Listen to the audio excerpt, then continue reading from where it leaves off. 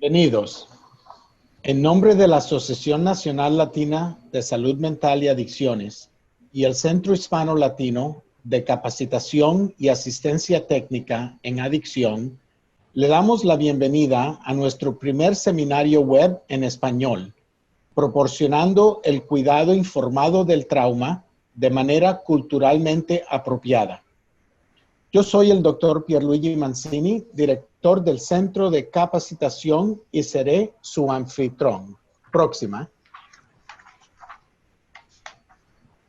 Antes de presentarles al presentador invitado de hoy, permítanme proveerles unas breves instrucciones sobre el seminario. Este seminario web se grabará y archivará para futura reproducción. Será subtitulado en inglés y en portugués. Las líneas se silenciarán durante toda la presentación para prevenir interrupciones. Una copia de la presentación de hoy estará disponible después del seminario web. Cuando lleguemos a la sección de preguntas, usted tendrá la oportunidad de escribir sus preguntas en el cuadro de preguntas y yo se las presentaré a nuestro invitado. También le pediremos que complete una breve encuesta al final de este seminario web. Esta evaluación de satisfacción es importante para el trabajo que hacemos y nos brinda la oportunidad de mejorar nuestros esfuerzos de capacitación. Aunque no obtuvimos créditos de educación continua para este evento, planeamos hacerlo para eventos futuros. Comencemos. Próxima. Permítame presentarles a la Asociación Nacional Latina de Salud Mental y Adicciones, NALBA, por sus siglas en inglés.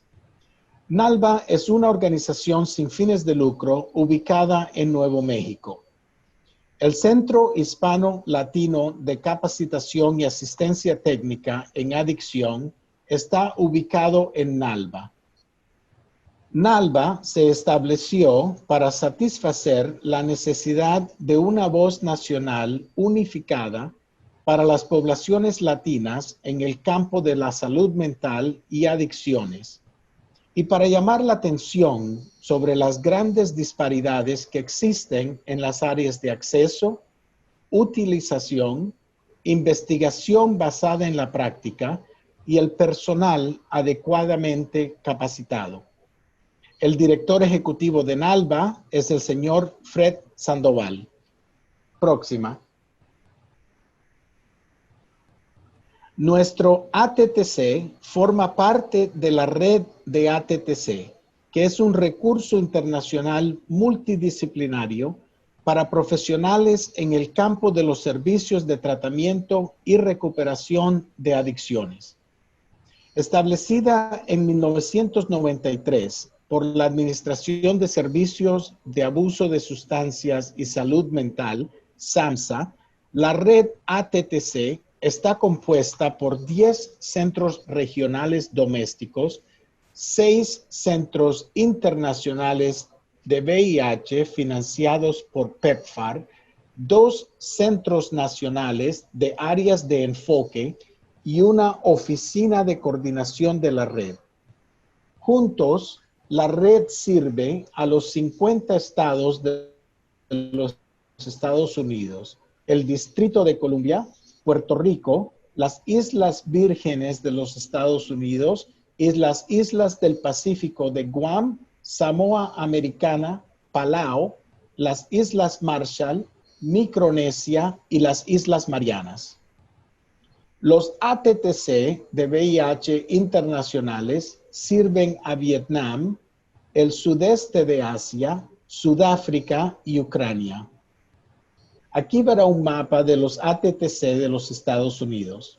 El ATTC Nacional Hispano-Latino tiene un enfoque nacional para las comunidades hispanas y latinas y la fuerza laboral que brinda servicios a estas comunidades.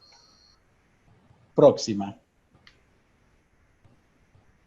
Nuestro ATTC cuenta con el siguiente personal. el doctor Pierluigi Mancini, director del proyecto, Maxine Henry, codirectora del proyecto, y Ruth Yanes, nuestra asistente ejecutiva. Proporcionaremos información de contacto al final de este seminario web. Próxima.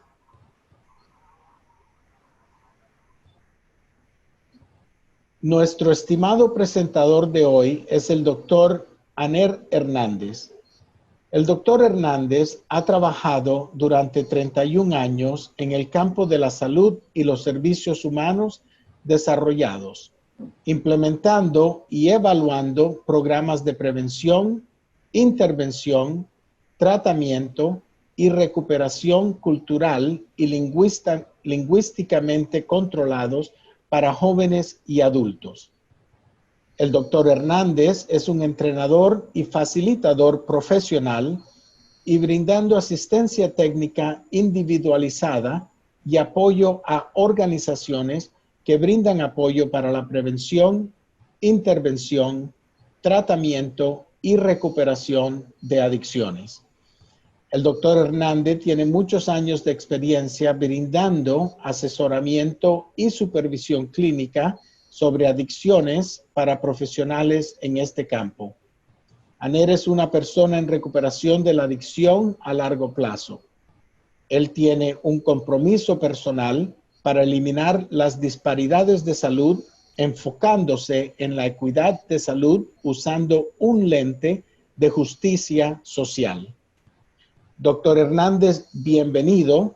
Es un placer tenerlo con nosotros hoy. Por favor, comience.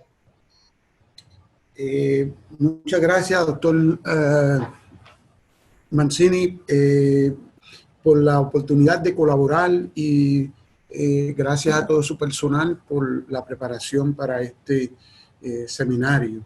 Como decía,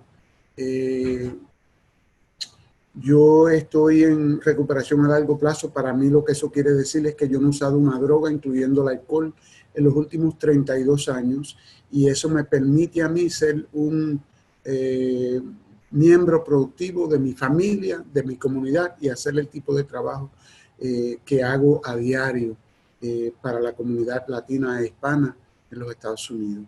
Hoy estamos tratando el tema de trauma y pensábamos que es importante comenzar con una definición a nivel de trauma individual. Y el trauma individual resulta de un evento, una serie de eventos o conjunto de circunstancias negativas experimentadas por un individuo.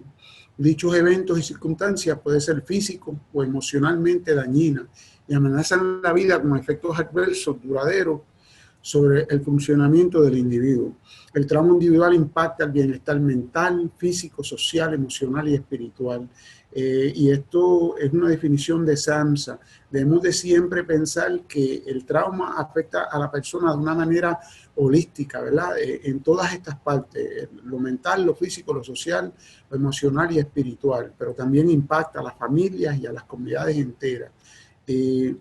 Con relación a trauma, también debemos de mirar el aspecto histórico del trauma. Y el trauma histórico es un evento, un conjunto de eventos que le sucede a un grupo de personas que comparten una identidad específica. Pensemos en la comunidad latina con relación a esta definición. Esa identidad podría basarse en la nacionalidad, afiliación tribal, etnia, raza y o afiliación religiosa. Nuevamente le pido que piensen en las comunidades latinas e hispanas en los Estados Unidos. Los eventos a menudo se realizan con intención genocidia o etnocidia y resultan en la aniquilación o la interrupción de las formas tradicionales de vida, cultura y o identidad. Cada evento individual es profundamente traumático y cuando se observan los eventos en su conjunto, representan una historia de interrupción cultural sostenida y destrucción de la comunidad. En otras palabras, el trauma no únicamente impacta al individuo, impacta a la familia, impacta a la comunidad de por completa, y esto incluye eventos históricos que han sucedido hace años atrás y continúan impactando a nuestra gente a diario. Hay 3 categorías para tener el concepto de trauma, y esto incluye directo, indirecto, insidioso. Entonces repasemos esas 3, ¿verdad? El trauma directo ocurre cuando una persona es el blanco del trauma, o sea, que el trauma, la persona experimentó el trauma a nivel individual, ¿verdad? El trauma indirecto implica la respuesta de una persona a eventos difíciles sostenidos por otra persona con quien la persona se identifica de cerca. Pensemos, ¿verdad?, en familias latinas. Cuando una persona de esa familia o varias personas de esa familia tienen experiencia con trauma, pues hay otras personas que se afectan por el mismo, ¿verdad? Entonces, el trauma insidioso ocurre cuando los individuos son devaluados por aquellos en el poder, y estas experiencias generalmente persisten durante toda la vida y tienen un efecto acumulativo. Nuevamente le pido que pensemos en esas comunidades latinas, en esas familias latinas dentro de los Estados Unidos, y cómo es que existe la represión, la discriminación, y cómo eso impacta los procesos de trauma para nuestra gente. Debemos entonces hablar un poquito sobre cómo hacemos tratamiento que sea informado por issues de trauma, ¿verdad? Cuidados informados por trauma. Entonces, un individuo, un programa o la organización completa, un sistema, que se debe de dar de cuenta que el impacto del trauma el impacto de trauma y estos individuos o organizaciones comprenden varios caminos a la recuperación. En otras palabras, que hay varias maneras que la gente puede mejorar de esos afectos del trauma, ¿verdad? También se reconocen los signos y los síntomas del trauma en clientes, familia, personal y otras personas involucradas en el sistema. Noten que volvemos a mencionar clientes y familias, pero incluimos personal, la gente nuestra, ¿no? Nosotros como trabajadores que trabajamos con personas y comunidades y familias, también nos hemos expuesto a ese trauma secundario, y es importante que entendamos eso. También se responde integradamente y completamente el conocimiento sobre el trauma en las políticas, procedimientos y prácticas, y busca resistir activamente la retraumatización. En otras palabras, que se incluye completamente en todo lo que hacemos, incluyendo la política pública de la organización. Y por último aquí, la adaptación de principios y prácticas que promueven una cultura de seguridad, empoderamiento y sanación. O sea que el sistema completo debe estar informado sobre lo que es el trauma y debe responder de una manera positiva para con nuestra gente. Hay unas experiencias y unos factores que contribuyen al trauma en la comunidad hispana y latina en los Estados Unidos, ¿verdad? Entonces vamos a repasar algunas de esas cosas aquí. Y por lo general lo que la gente, o sea, entiende que incluye es el abuso verbal, el abuso físico o sexual, mental y espiritual. Y eso, pues hay gran conocimiento, diría yo, en nuestro sistema de que eso existe. Pero a veces se nos olvida de que también la pobreza tiene un impacto en el trauma, y que el tener la experiencia de la pobreza es una experiencia traumática para muchas personas. Experiencias con violencia, pues eso se reconoce que incluye trauma, y ahí de violencia estamos hablando de violencia de género, podemos hablar de violencias en comunidades, violencias de ganga, violencia de la policía, de elementos negativos dentro de las comunidades, y violencia no es únicamente física, ¿verdad? Puede ser psicológica también. Mucho que se habla hoy día, dependiendo de si está prestando la atención a lo que está pasando a nivel nacional o regional, es sobre inmigración y la separación de familias. Y ese impacto es traumático, no únicamente cuando la gente llega, nuestra gente llega aquí a los Estados Unidos, sino en el proceso de inmigrar, ¿verdad? Porque esos procesos conllevan de que las personas tienen que despedirse de familiares y amistades, de vecindarios completos. Entonces, hacer un camino muy largo y muy difícil para llegar a los Estados Unidos, y eso es traumático de por sí. Imagínense llegar a un lugar donde entonces se separan familias, se le quitan niños, bebés, y es todas esas experiencias de trauma, tanto para los niños como para los adultos y todas las personas envueltas en esos procesos. También experiencias de racismo, homofobia, sexismo y otras formas de discriminación que existen en nuestras sociedades a diario, ¿verdad? Y eso se ve en los medios de comunicación, en experiencias donde la gente va a buscar y a exigir servicios. Hay muchas experiencias con estas formas de discriminación. El uso de sustancias controladas, incluyendo el alcohol, pueden ser efectos traumáticos. Imagínense una persona que se inyecta 10, 15 veces al día heroína, cocaína, que inhala, que fuma, que ingiere alcohol. Esos son procesos que también pueden ser traumáticos para las personas dentro de nuestras comunidades. Una área súper importante que debemos de prestarle mucha más atención son experiencias con el sistema de justicia criminal, incluyendo las cárceles y las prisiones. Hay aproximadamente 2.3 millones de personas en las cárceles en los Estados Unidos y una gran porción de esas personas son latinas e hispanas. Y esos procesos de estar en esas cárceles y prisiones son unos procesos traumáticos para nuestra gente. También el no tener vivienda o vivir en las calles son procesos traumáticos, porque dentro de eso pues se ve el uso de sustancias, el hambre, experiencias con la pobreza, todo eso son causantes de trauma con nuestra gente. Y de por cierto, hay otras, ¿verdad? Ahora mismo acabamos de ver el huracán Dorian, ¿verdad? Y lo que hizo en el Caribe y lo que hizo en otras partes del mundo. Piensen en el huracán María y Puerto Rico y lo que pasa con personas que tienen ese tipo de experiencia, con eventos que son traumáticos. Pensemos en guerra, pensemos en ese tipo de violencia que existen en nuestras comunidades, ¿verdad? Y todas esas cosas contribuyen al desarrollo del trauma dentro de nuestra gente. Hay un sinnúmero más de factores. Quiero que piensen en qué otros factores contribuyen al trauma entre nuestra gente. Las personas que experimentan traumas repetidos, crónicos o múltiples, incluyendo el trauma histórico, tienen más probabilidades de tener síntomas y consecuencias más pronunciados. Y estos incluyen el deterioro de la vida social. Pensemos en cómo se interrumpe la vida social de nuestra gente cuando tienen experiencias con trauma.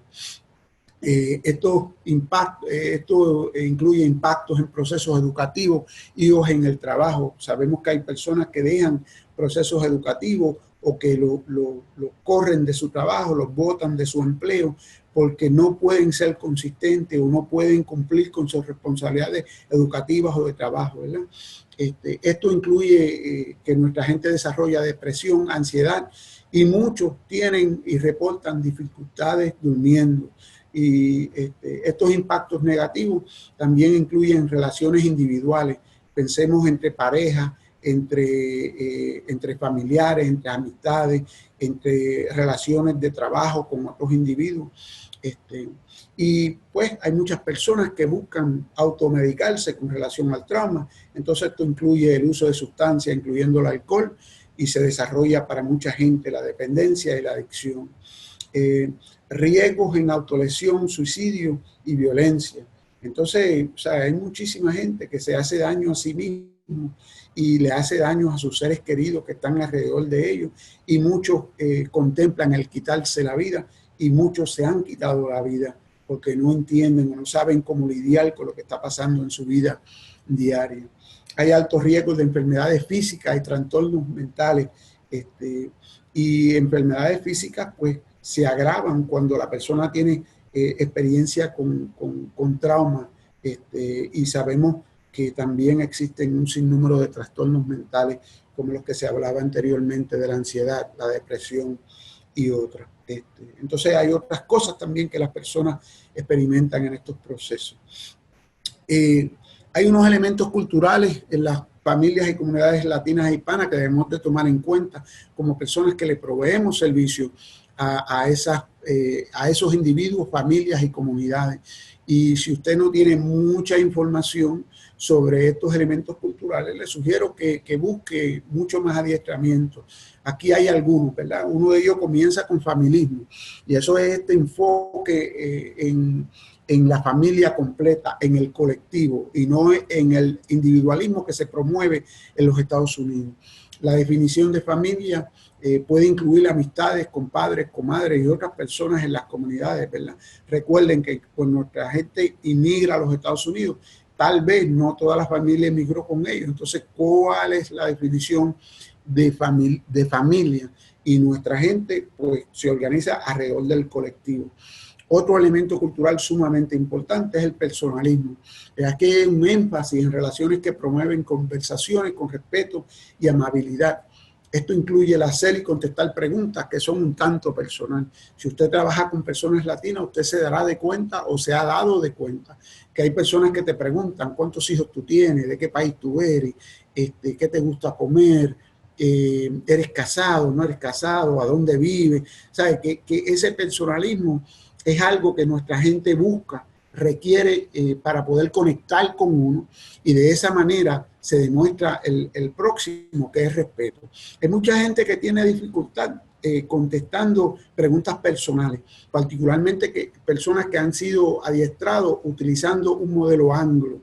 Yo les sugiero a las personas que piensen cómo pueden contestar algunas preguntitas que sean de un tanto personal, sin brindar mucha información, y de esa manera uno demuestra respeto y competencia cultural. El respeto se promueve de acuerdo a la posición y rol dentro de la familia, la posición social, el género, la edad, estatus económicos, entre otros, ¿verdad? Pero nuestra gente siempre le está prestando atención a la cuestión de respeto. Existe este elemento de espiritualidad y religión, y aunque en los Estados Unidos muchas personas piensan que estas dos cosas deben de ser separadas, para nuestra gente la espiritualidad y la religión muchas veces va de la mano, o sea que no hay una separación entre las dos. No quiere decir que para todo el mundo, pero para alguna gente eso es cierto. Aunque existe respeto por la ciencia y la medicina, la comunidad latina e hispana incorpora elementos religiosos y espirituales diversos en su forma de ver la vida, pedir ayuda y solucionar problemas.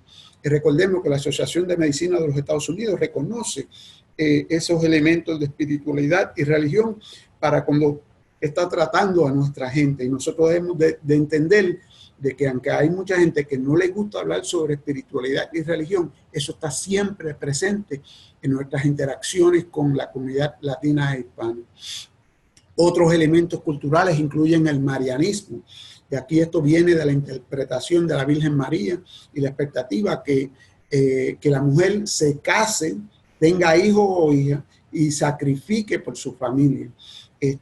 Y aquí hay una parte, ¿verdad?, que esta cuestión de casarse no es una cuestión negativa, pero si se convierte en una expectativa de que todas las mujeres se deben de casar, pues entonces veremos el estrés que eso le puede causar, y que se sacrifique por su familia, que sus necesidades vengan últimas.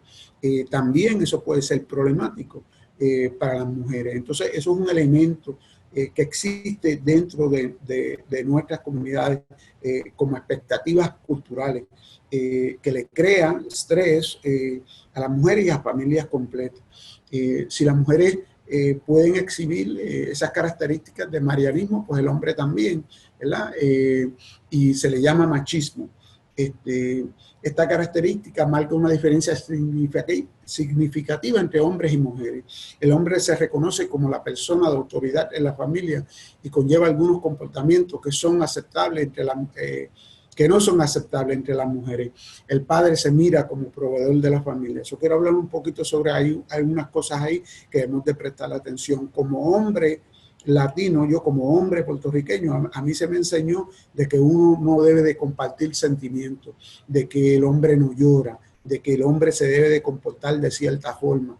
Y eso todo, cuando uno está pensando en tratamiento y cómo llevarle ayuda a las personas, eso tiene un impacto en cómo las personas, los hombres específicamente, piden ayuda y o se comportan con relación a tratamiento, particularmente cuando se trata de tratamiento de habla, que las personas tienen que compartir ¿verdad? Sus sentimientos y ese tipo de cosas. Pero no todo sobre el machismo es malo. El padre se mira como el proveedor de la familia, vuelvo y repito, ¿verdad? Y eso es muy bueno. Ser el proveedor de la familia, el cuidador, la persona que protege la familia, eso es muy bueno. Y aquí también pues incluimos la cuestión de la confianza. La confianza es un elemento central y requiere tiempo para su desarrollo. El entender, respetar e incorporar los otros elementos culturales contribuye al desarrollo de la confianza.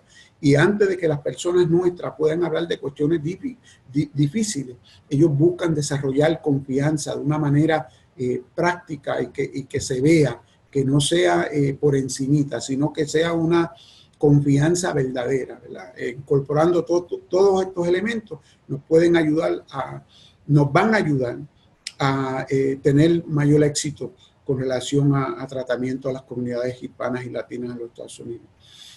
También debemos de enfocar en resiliencia y fortaleza. Mucho se ha escrito y mucha investigación existe sobre la resiliencia. Recientemente escuché una persona que tuvo mucha experiencia con trauma hablando y lo definió de esta forma: resistencia, que la resiliencia es resistencia y poder ante la adversidad. Resistencia y poder ante la adversidad. Nuestra gente tiene fortaleza, conocimiento y experiencia y la habilidad de mejorar su estado de salud y situación actual. Debemos de enfocarnos en lo que es posible. Nosotros tenemos mucha experiencia, hay gente que te dice, eso va a ser bien difícil, o tú no vas a poder hacer eso, o mira, esta persona está completamente rota y necesita que la reconstruyan. Si nosotros hacemos el acercamiento mirando a las personas desde el punto de vista de déficit, pues eso es lo que vamos a tener en resultados. Pero si miramos a las personas con la habilidad, con la capacidad, con el poder de mejorar su vida, pues entonces van a mejorar. Cuando utilizamos una perspectiva centrada en fortalezas, promueve la resiliencia, que nuestra gente tome control sobre sus vidas y comunidades por completo, ¿verdad? Entonces, ¿cómo debemos de enfrentar la detección y evaluación del trauma? La falta de evaluación relacionada con el trauma puede impedir que el tratamiento de salud mental y o de uso de sustancias sea exitoso. Si no enfocamos, eso impacta de que haya éxito, ¿verdad? Los síntomas de trauma no reconocidos y no abordados pueden conducir a la terminación prematura, un mayor riesgo de recaída de síntomas psicológicos de uso de sustancias y peores resultados. O sea que si no reconocemos los síntomas y no los incorporamos, ¿verdad?, en el trauma, en tratamiento, pues las personas se pueden ir antes de que se comience el tratamiento y hay un mayor riesgo de recaída. La detección también puede prevenir un diagnóstico erróneo y una planificación inadecuada del tratamiento. Las personas con antecedentes de trauma a menudo muestran síntomas que cumplen con los criterios para otros trastornos. Entonces, la evaluación la debemos de hacer de una forma competente para poder entender qué es lo que está pasando con nuestra gente. Hay unas consideraciones importantes relacionadas con la detección y evaluación del trauma. Y aquí se le sugiere que utilicemos solo los instrumentos validados para la detección y evaluación, aunque hay personas que no usan instrumentos y pueden evaluar a una persona hablándole y haciendo una serie de preguntas, pero se le sugiere de que utilicemos unos instrumentos que sean convalidados. Pregúntele a todos sus clientes sobre el posible historial de trauma. Use una lista de verificación para aumentar la identificación adecuada de dicho historial. Y tengamos cuidado cuando hacemos preguntas, ¿verdad? Que no nos metamos muy profundo y volvamos a retraumatizar a una persona. Pero es importante documentar, porque así no tenemos que estar haciéndole las preguntas otra vez y otra vez a las personas. Y tenemos mucho de eso en el sistema, a donde la persona que hace un intake o hace una entrevista inicial le hace unas preguntas a la persona, entonces se reúne con otra persona, le vuelven a hacer las mismas preguntas y después viene el consejero y le hace una serie de preguntas más y la persona se siente como, wow, yo he vivido esta experiencia de trauma en mi vida varias veces y ahora me están haciendo las mismas preguntas. Debemos de, al inicio del tratamiento, evaluar a todos los clientes que tienen antecedentes de exposición a eventos traumáticos en su vida y nuevamente, tener mucho cuidado con no retraumatizar a las personas. Y no debemos demorar la evaluación. No esperen un periodo de abstinencia o estabilización de los síntomas. Debemos de hacerlo de inmediato, ¿verdad? Porque lo queremos incorporar en el plan de tratamiento como tal. Aquí continuamos con estas consideraciones. No requiera que los clientes describan en detalle esos eventos traumáticos, ¿verdad? No requieran que la gente se vaya bien profunda. Con que nos expliquen algunas cosas es suficiente para incorporarlo en el plan de tratamiento. Si la persona tiene experiencia con trauma, pregúntale sobre pensamientos y comportamientos suicidas. Eso es sumamente importante, que al principio se hagan las preguntas y que se haga un follow-up con relación a pensamientos o comportamientos que tengan que ver con el suicidio, ¿verdad? Porque hay mucha gente que lo intenta y hay mucha gente que se quita la vida con relación a sus experiencias. Ten en cuenta que algunos clientes no establecerán la conexión entre el trauma y sus patrones actuales de comportamiento. Por ejemplo, el uso de drogas y alcohol. Hay personas que tienen trauma, ¿verdad? Pero ellos no entienden de que están usando alcohol y drogas por eso, ¿verdad? Es importante de que prestemos atención a esa fractura que debe de haber entre los síntomas y lo que las personas están haciendo para automedicarse. Hable sobre cómo utilizará los hallazgos para planificar el tratamiento del cliente y discuta cualquier acción inmediata necesaria como organizar apoyo interpersonal, referencia a agencias comunitarias o el tratamiento inmediato.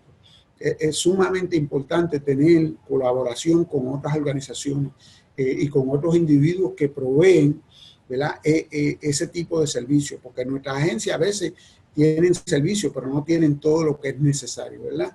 Y recordemos que las personas necesitan mucho apoyo y mucha atención. Aquí tenemos una herramienta para la evaluación del trauma, ¿verdad? Si no si no tienen conocimiento sobre ACEs, aquí hay una serie de preguntas específicas sobre experiencias infantiles adversas. Y esto es una herramienta que se utiliza a través de todos los Estados Unidos y de otros países, que es muy útil, y ahí tienen el enlace de cómo llegar a ella. De SAMHSA, el tip número 57, y se utiliza para detectar y evaluar la presencia de experiencias de vidas adversas o traumáticas. Y también tienen el enlace ahí, el tip 57, combinado con otros tips, es un recurso muy bueno. Le sugerimos ahí que visite la página de SAMHSA, que mire el tip 57 y otros más que tienen que ver con la cuestión de cultura. Para personas con ideales, ¿verdad? O ideas suicidas, debemos de mirar el tip 50, que también viene de la gente de SAMHSA, específicamente del centro de tratamiento de SAMHSA, y es para uno poder ayudar a la persona que tiene esas tendencias o pensamientos suicidas en su vida. Entonces, vamos aquí a algunas estrategias, algunas técnicas y sugerencias adicionales que tenemos para con nuestra gente. Para mí, comienza que con nuestras organizaciones debe de emplear personal que hable español y comprenda la cultura de los clientes y el impacto del trauma. Entonces, esto lo debemos de hacer de una manera creo yo que sea bien específica y organizada, ¿verdad? Yo entro en muchísimas agencias a través de los Estados Unidos y aquí donde vivo y trabajo en Massachusetts. Y cuando entro y pregunto a la persona que está al frente, dice es una persona latina, pues inmediatamente, aunque hablo inglés, inmediatamente cambio al español. Y noto de que la persona que está al frente puede que sepa una que otra palabra en español, pero realmente no es bilingüe.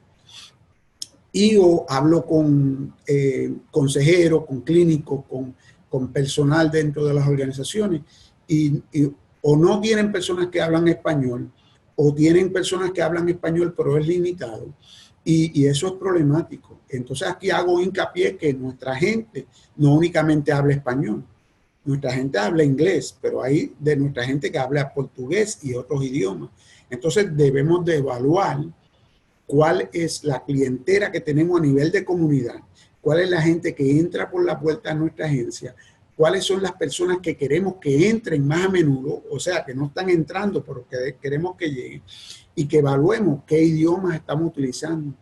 Y con relación a idiomas y a personal, no únicamente estamos hablando de la cuestión de el habla, sino a materiales que sean producidos en español, portugués y otros idiomas que nuestra gente utilice, ¿verdad? Y que sea personal que conozca sobre la cuestión de trauma. Y si no conocen, la pregunta es qué su agencia está haciendo para asegurarse de que los empleados tengan ese adiestramiento apropiado. En adición a adiestramiento apropiado, estamos hablando de supervisión clínica y que practiquen el autocuidado. Como adiestrador, a través de los Estados Unidos, yo siempre le hago la pregunta a personas clínicas que están en clases y cursos y seminarios, le digo, ¿cuántas personas aquí tienen supervisión clínica? Y hay, a veces, la mitad de las personas levantan la mano, a veces un 25% de las personas, en algunos grupos el 100% de las personas. Entonces, le hago preguntas sobre cuál es su experiencia con supervisión clínica. Y muchas de esas personas dicen, ah, sí, yo tengo un supervisor clínico, pero él me ve de vez en cuando, o ella me pregunta así en el pasillo, ¿cómo te va? ¿Estás bien? ¿Tiene alguna pregunta? Y eso no es supervisión clínica. Eso no es supervisión clínica. Y si la gente no tiene supervisión clínica apropiada, ¿cómo nos aseguramos de que estén haciendo su trabajo adecuadamente? ¿Y cómo nos aseguramos de que estén bien ellos? Recuerden que el trauma es algo que uno como persona que ayuda a otras personas puede experimentar también.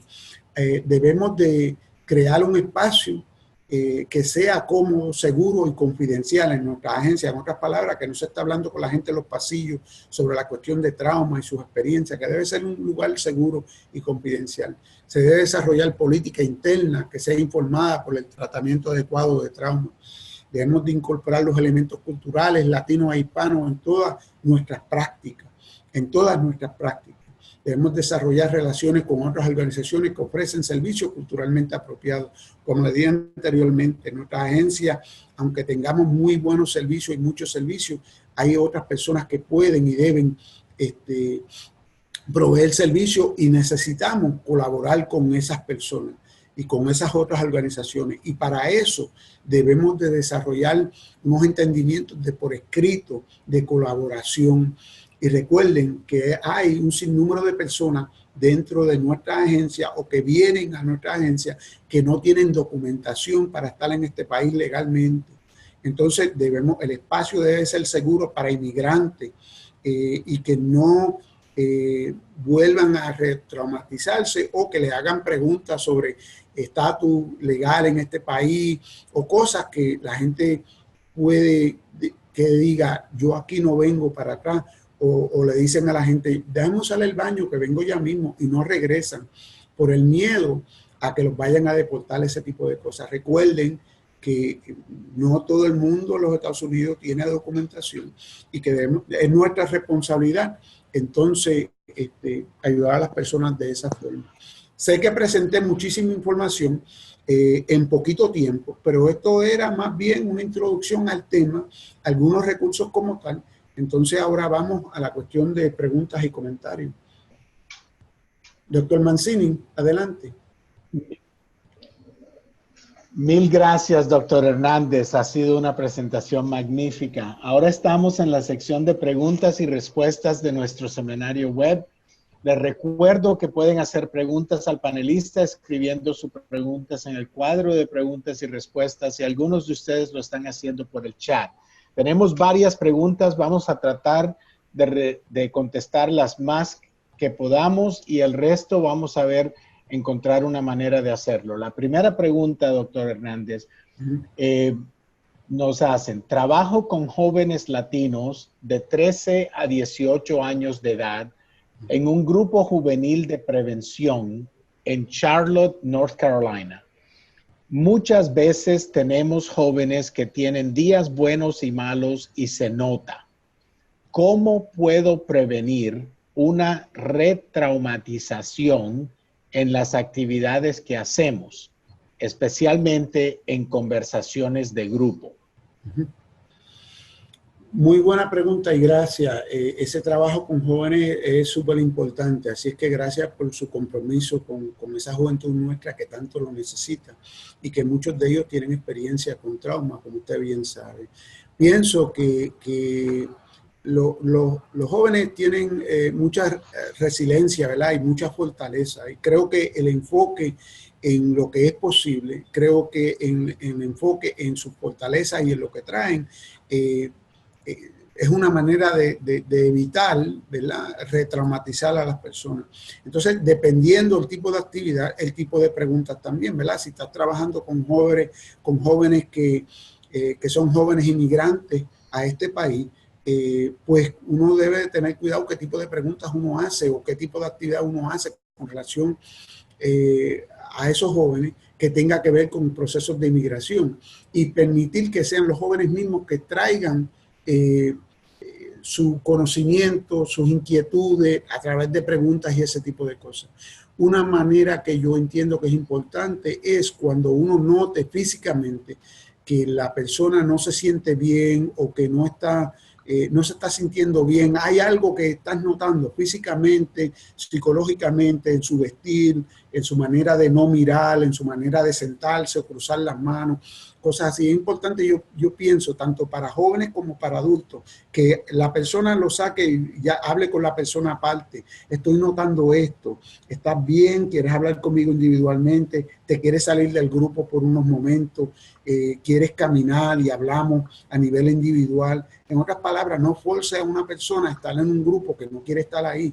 Y la persona puede que no te diga yo no quiero estar ahí verbalmente, pero te lo puede decir con sus manifestaciones a nivel físicamente, ¿verdad? Y ese desarrollo a nivel de personalismo, a nivel individual, ¿ve? Los elementos culturales con las personas antes y después del grupo es sumamente importante para tratarlo. Esa sería una de mis respuestas a su pregunta. Gracias, doctor Hernández. La próxima pregunta es breve. Alguien preguntó que si vamos a hacer la presentación disponible y la respuesta es sí. Va a estar disponible en formato PDF a todos los participantes. La próxima, ¿me podría dar unos tips de cómo puede el personal de enfrente de una clínica conectar respetuosamente con sus pacientes latinos hispanos si ellos no son latinos? Ok, muy bien. Pienso yo, ¿verdad?, que uno no tiene que ser hispano o latino para trabajar con la comunidad latina o hispana, pero tiene que tener unos conocimientos sobre esas familias, esa cultura, ¿verdad? Y entonces esos elementos culturales que presenté anteriormente, todo, incluyendo las personas que no son latinas hispanas, debemos de buscar un poquito más de adiestramiento sobre esos elementos culturales. Entonces, cuando uno tiene eso, pues uno puede responder mucho mejor a esas comunidades. Y fíjate que yo conozco gente que no habla español, pero que conectan bien con la comunidad hispana y latina porque conocen esos elementos culturales sobre personalismo, sobre la cuestión de confianza, la cuestión de la definición de familia, preguntitas simples como de qué país eres, qué idioma hablas, qué te trajo aquí hoy, qué inquietudes tú tienes. Y cuando uno hace eso de una manera respetuosa a nivel individual y cuando uno no está señalando a la gente lo que tiene que mejorar, sino uno desarrolla confianza primero para entonces llegar a eso. Poquito a poco esas conversaciones cortas y pequeñas, pues entonces puede que la gente diga, yo quiero venir para acá. Y aunque esta persona es latina o no, aunque esta persona no sea latina o hispana, por lo menos me trató con respeto y con dignidad. Y eso es sumamente importante, porque recordemos que hay personas latinas e hispanas que tratan a la gente malísimo también. ¿verdad? Hay maneras de llegar a esas comunidades. Próxima pregunta. Gracias, doctor Hernández. Hay varias preguntas del mismo tema. ¿Cómo podemos incluir a la familia en este tipo de cuidado? Seguro. Muy buena pregunta y gracias por hacerla, porque esto es uno de los elementos culturales que tienen que ver con familismo. Regreso a ese tema como tal, ¿verdad? La definición de familia para nuestra gente es un tanto diferente a la familia tradicional de los Estados Unidos. Entonces, comencemos con entender eso, ¿verdad? De que puede incluir la comadre, el compadre, el vecino, la amiga, puede la abuela, ¿verdad? Los hermanos, las hermanas, primos cercanos, primos, la definición es diferente. Para mí, comienza con preguntarle al cliente o a la cliente quién tú consideras familia. Tener una conversación sobre eso, ¿verdad? ¿Quién tú consideras familia? Una conversación bastante general. Y después preguntarle a quién, si alguna de estas personas tú podrías incluir en estas conversaciones, a quién tú querrías traer aquí. Porque a veces nosotros pensamos, mira, tú debes de traer a fulano de tal, o debes traer a esta persona. No, eso debe ser una pregunta que le hacemos al cliente y que la clienta sea la que nos diga a nosotros, yo quiero incluir a tal persona. Entonces, debemos desarrollar una relación con esa persona, conseguir que se firmen los documentos necesarios para proteger la cuestión de confidencialidad. Entonces, hacer un acercamiento y desarrollar un plan para qué esta persona va a venir, de qué vamos a hablar, qué te sientes cómoda o cómodo hablando y desarrollar esa relación poquito a poco. Recuerden que mucha de nuestra gente llega a los sitios de servicio y viene con otra gente. Y a veces uno dice, ¿quiénes son toda esa otra gente que vino contigo? Y hay agencias y programas que se sienten incómodos porque llegó mucha gente y están hablando muchísimo en el área de espera y rompen a decir a la gente, mira, tú no puedes traer a esa gente aquí, ese tipo de cosas. Y eso no es bueno. Cuando la persona aparece con 2 y 3 personas más, eso quiere decir que tiene un sistema de apoyo. Si nos preocupamos por la cuestión de seguridad y confidencialidad, que debemos de hacerlo, ¿verdad? Desarrollando un lugar seguro, pues entonces pide que firme documentos de esa naturaleza. Entonces pídale al cliente a quién tú quieres incorporar. Esa es una demuestra de respeto, es una demuestra de fortaleza y resiliencia y es una demuestra de que nosotros queremos ayudar a la persona en su totalidad utilizando los elementos culturales. Mil gracias, doctor Hernández. Tenemos otra pregunta. ¿Podría compartir su experiencia con iniciativas basadas en la fe y estrategias para abordar el trauma y uso de sustancias? Muy bien, mira, muy buena pregunta. Vuelvo a sus elementos culturales, ¿verdad? Mucha de la gente que llega a nuestra agencia para servicio, ya ellos fueron a otros lugares. Nosotros no somos la primera línea de defensa o la primera opción para estas personas con quien nosotros trabajamos. Por lo general, la gente va a un pastor, a una pastora, van a una persona de la iglesia, van a un curandero, van a un espiritista, a un santero, de acuerdo a sus creencias culturales, ¿verdad? Y religiosas y espirituales. Ellos primero van a esos lugares. En nuestras comunidades, si tú te tiras a la comunidad y mira, hay botánicas, hay, ¿verdad? Hay curanderos, entonces hay iglesias y en mi experiencia, cuando yo hablo con la gente y desarrollo esa confianza y a través del personalismo y le pregunto después que los conozco un poquito, ¿a quién más tú fuiste para pedir ayuda o guía? Y me dicen, mira, yo fui en del pastor, o fui en de la pastora, fui a la iglesia, hablé con el sacerdote, hablé con esa persona. Y yo no le digo que eso es malo, yo le digo, Oka, ¿cómo eso te ayudó? ¿Qué aprendiste? ¿Y qué más tú necesitas? ¿Ves? Entonces, eso lo incorporo en el tratamiento de esa persona, ¿verdad? Le digo, ¿cómo más tú vas a envolverte en tu iglesia o en estas otras prácticas que tú tienes que te están ayudando y que te van a ayudar? En otras palabras, nosotros somos otro apoyo más para esa persona, ¿verdad? Lo que sí debemos de tratar de entender es cómo eso le está ayudando o no, ¿verdad? Porque puede que no le esté ayudando. pero nuestra gente siempre va a ir a otros lugares para buscar ayuda y guía. Y nosotros debemos de entender eso e incorporarlo dentro de las conversaciones. Y en los Estados Unidos se dice, no debemos de hablar sobre religión, pero con nuestra gente, o espiritualidad, pero con nuestra gente eso es necesario entenderlo. Termino con esta parte, ¿verdad?, de la respuesta a la pregunta que yo creo que es muy buena. Es importante que nosotros como organizaciones, como individuos, como terapistas, psicólogos, psiquiatras y demás, tengamos relaciones con esas instituciones de fe que existen a nivel de comunidad, porque muchas de esas instituciones están trabajando con inmigrantes, están trabajando con personas en necesidad, y nosotros debemos de ser referidos a esos lugares porque tienen un sinnúmero de servicios que son útiles para nuestra gente. Pero si no conocemos a dónde están y dónde existen, cuáles son los apropiados, cuáles son los que no son muy seguros para nuestra gente que tienen issues de inmigración, pues entonces no vamos a poder ayudar a nuestra gente de una manera competente. Próxima pregunta. Una pregunta muy interesante. ¿Es importante que el proveedor sea del mismo sexo que el cliente en atención de trauma informada?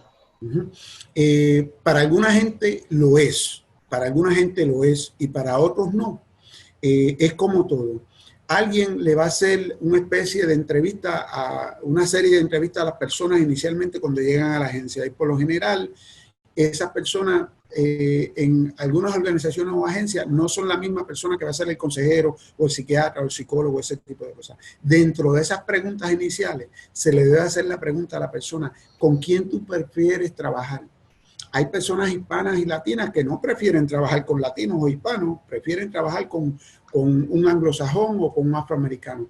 Ese es su deseo y ese es su derecho a tener. Hay personas que prefieren hablar de cosas difíciles en español, en su idioma natal, ¿verdad?, en su primer idioma. Y hay personas que prefieren otro idioma, y hay personas que cambian entre un idioma y el otro. Todo eso es su preferencia. Y hay personas que prefieren trabajar con una persona de su mismo género. Hay personas que prefieren trabajar con una persona de su misma cultura, hombre, mujer, ese tipo de cosas.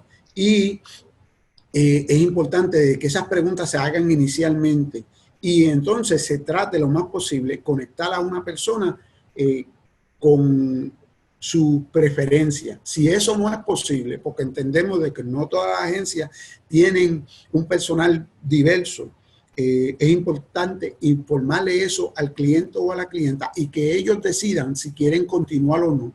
Y si quieren continuar, bien. Y si no, entonces debemos de tener una lista a donde podemos ser referidos. Porque aquí la meta es que la persona mejore.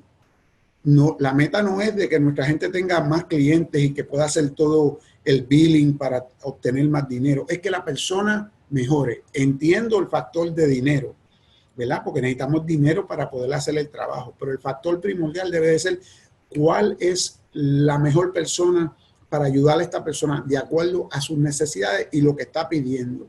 Recordemos que hay mucha gente que cuando se le hace la pregunta no sabe contestarla. Entonces debemos de explicarle qué es lo que estamos tratando de preguntar, ¿verdad? Imagínense si alguien, su trauma fue con relación a abuso sexual y es mujer y su abusador sexual fue un hombre. Entonces, ¿sabes? Posiblemente esa mujer te diría, no, yo no quiero trabajar, yo quiero trabajar con una mujer. O una persona que sea lesbiana o gay quiere trabajar con una persona que sea lesbiana, una mujer que sea lesbiana o quiere trabajar con alguien que es gay. Ese es su derecho y debemos de hacer la pregunta, ¿verdad? Y conectar a la persona con ese recurso cuando sea posible. Próxima pregunta.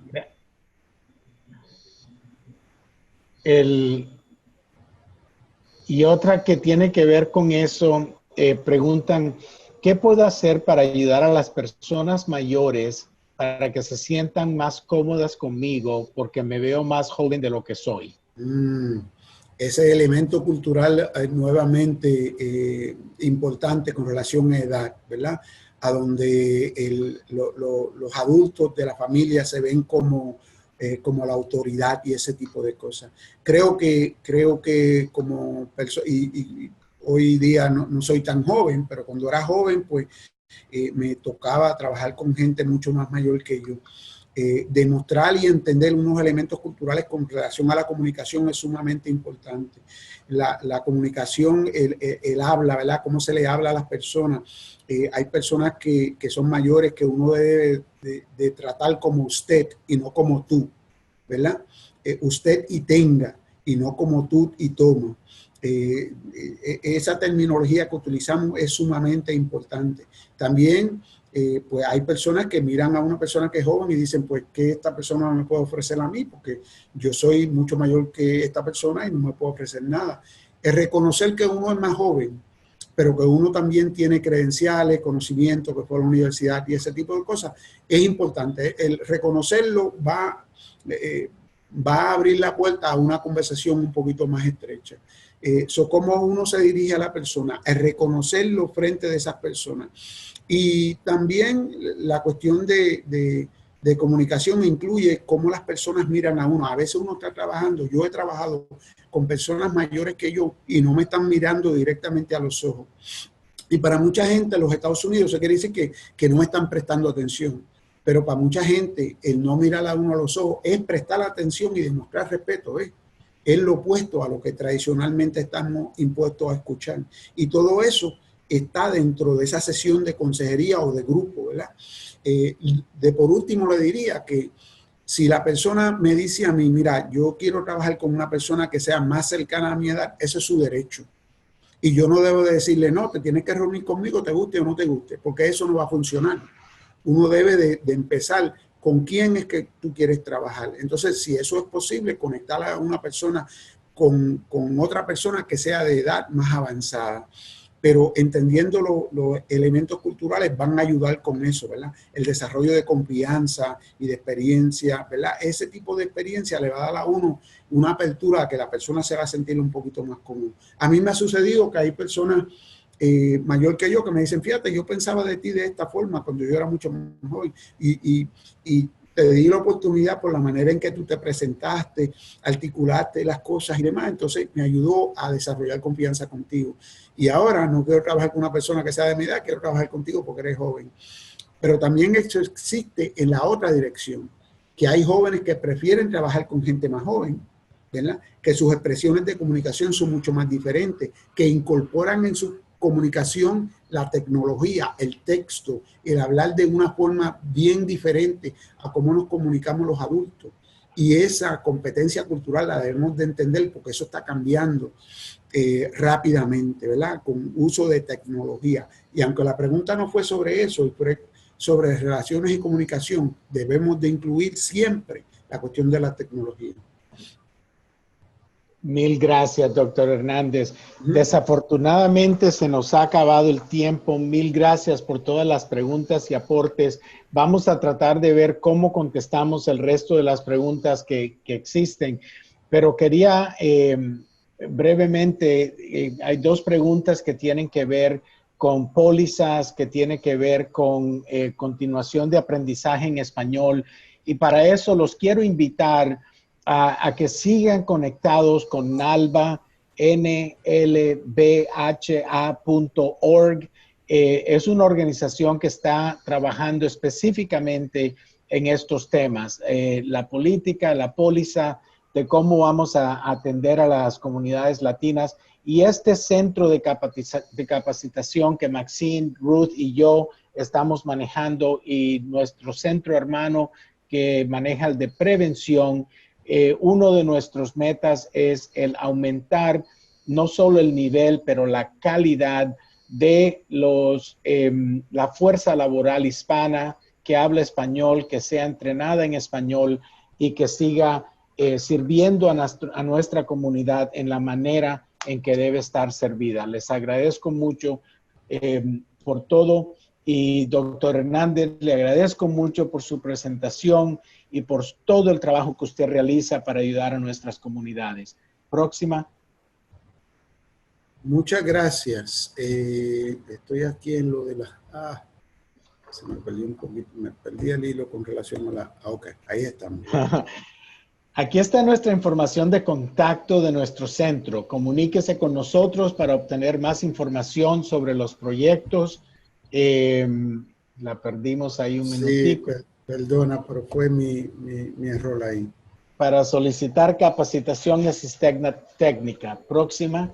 Si desea contactar al doctor Hernández directamente, ahí tiene sus datos, anerhernandez@aol.com. Próxima. Y ahora cada uno de ustedes va a ser dirigido. Próxima. Sí, estamos en la evaluación. ¿La ves? Sí, ahora cada uno de ustedes se ha dirigido a otra página web para completar la evaluación. Apreciamos apreciamos su participación. Su opinión es importante para nosotros.